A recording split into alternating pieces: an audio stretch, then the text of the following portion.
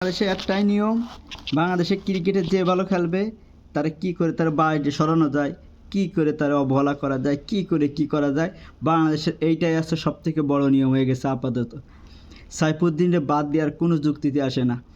সারা জনগণ সবাই সবাই বলতেছে যে এটা বাদ দেওয়ার কোনো কোনো যুক্তিতে আসে না। সাইফুদ্দিন কী সুন্দর খেলে।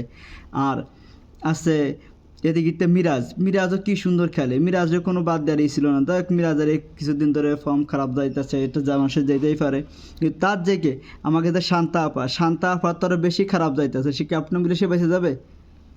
এখন বাংলাদেশের আছে নিয়ম, ক্রিকেটে যাই ক্রিকেট বোর্ড যা বলবে সেইটাই, এর উপরে তো আর কেউ নাই। আর আমাদের টাকলা যা বলবে টাকলার উপরে তার কোনো কথা বলার কেউ নাই। এখন এর সব থেকে বড় কথা আছে এইটাই যে সাইফুদ্দিনের বাদ দিয়ে দিল তানজিন সাকিবের জন্যে। তানজিন তো অতটা ভালো খেলে না, আর এদিকে তো অলরাউন্ডার ছিল সাইফুদ্দিন। লাস্টের দিকে যদি 4-5টা বল পেতো ভালোই মারতে পারতো, খুব ভালো লাগতো।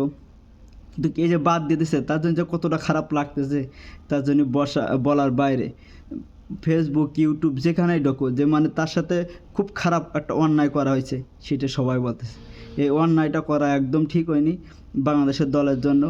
যে সাইফুদ্দিনকে বাদ দিয়ে, তো সাইফুদ্দিনে বাদ দিয়েছে 15 ভিতরে ঠিক আছে, কিন্তু কই যে বাদ বাকি আর 2টা প্লেয়ার নিয়ে গেছে সেই জায়গায় যে ওরে রাখিনি, এই জন্য আরও বেশি খারাপ লাগতেছে আমার কাছে। এই জায়গায় আছে সাইফুদ্দিন আর মেহেদী মিরাজে রাখা দরকার ছিল, যে 17 জন মানে যে বাটিতে 2জন নিয়ে গেছে এই 2জনের ভিতরে যদি রাখতো তাহলে খুব ভালো হতো। কিন্তু এইটা বড় ভুল করেছে আর বড় অন্যায় করেছে, বলার কেউ নাই। আর সাংবাদিকরা তো একবারাই মানে কিছু মানুষ মুখ খোলে আর কিছু মানুষ একদম বোবা, কারণ তারা কিছুই বলতে চায় না, শুধু আছে যেটা হয় সেটা তাও তো কিছু গোপন করে ব্যাস বাদ বাকি করে দেয়।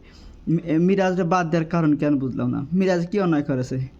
মিরাজে একবারাই বাদ দিয়ে দিলে, আর তারপরে সাইফুদ্দিন 4টে ম্যাচ, একটা ম্যাচ খারাপ তো খেলতেই পারে না, তার জন্যই বাদ। আর কত কত লোক যে মানে ম্যাচের পর ম্যাচ হেরেই যাচ্ছে খেলতেই পারতেছে না।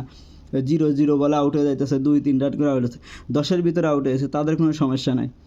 আর বোলিং তো মানে কোনো দিন বল খারাপ হবে, কোনো দিন ভালো হবে, এইটাই তো একটা নিয়ম। তারপরে সাইফুদ্দিন এইভাবে বাদ দিয়ে একদম অন্যায় হয়েছে, আর সাইফুদ্দিনের বাদ দেওয়াটা একদম ঠিক হয়।